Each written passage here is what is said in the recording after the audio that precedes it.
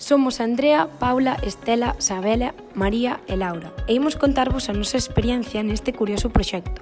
A nosa función na sala de necropsias era resolver o caso dunha morte extraña nunha granxa de porcos.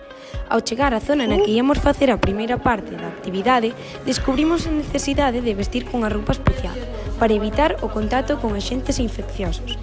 Para analizar o estado do animal, inspeccionamos a súa apariencia exterior e descubrimos unhas marcas no costado sobre o que era morto.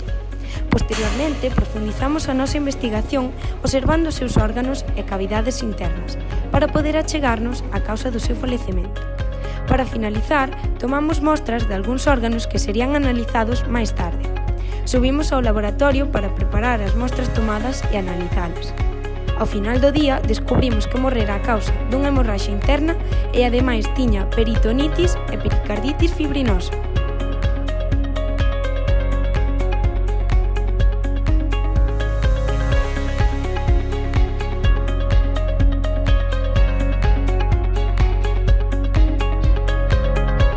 A segunda parte da actividade consistiu na observación de 6 caixas con osos, cada unha pertencente a un caso diferente.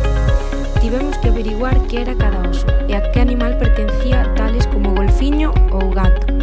Posteriormente, inspeccionamos os distintos tipos de pelo e non só en canto a grosor, senón microscópicamente, co que descubrimos a súa natureza.